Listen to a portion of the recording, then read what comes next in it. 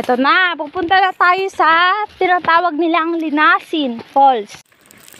Ayan, pababa na po tayo.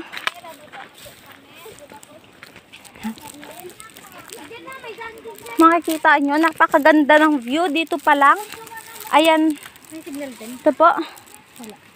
Wala dito. Makikita nyo po, ayan. Napakaganda ng tanawin. Green na green. Parang siya. Char. Ayan. Napakaganda po ng tanawin kung tutuusin. Pero may mga tao talaga na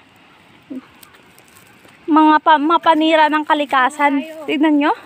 Eto na. Maganda na. Ang ganda-ganda ng view talaga. Pagdating mo dito, tanggal agad yung pagod mo. Papunta tayo ngayon sa ilog. Yan. Ito, pababa po to. Sa mga hindi po gaano marunong mag-hike dito, kapit-kapit na lang po kayo sa mga ganito.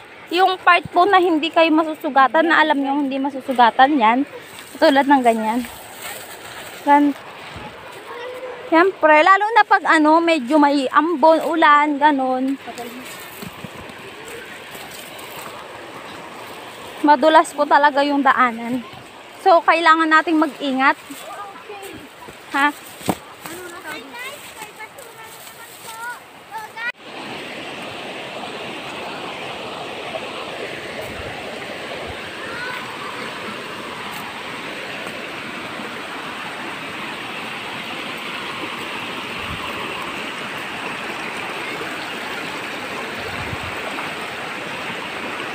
So, napakaganda po talaga.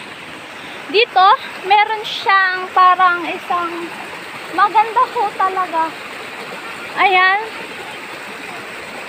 Isang parang malaking bilog siya dyan na pwede sa marami. Ito din meron dito para sa mga bata. Pwede sa mga bata po to. Ayan, mababaw. Makikita nyo mababaw lang siya. Ayan, kitang-kita naman. Dito, mga pwedeng maligo is mga nasa 3 to 5 years old. Yan, pwede po dyan.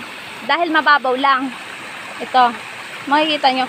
Pero, hindi ko po ina-advisean na iwan nyo yung mga anak nyo kung sakali magalagay kayo dito.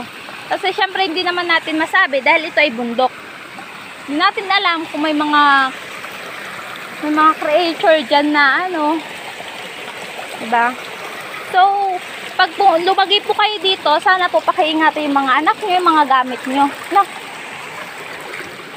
At ito po, ayan. Yan ang baba niya. Ito. Ito ha?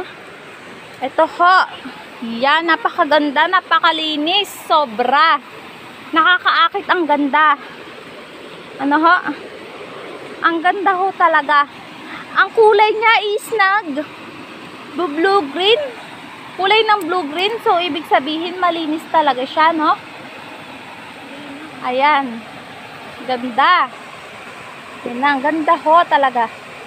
Napakaganda. So, guys,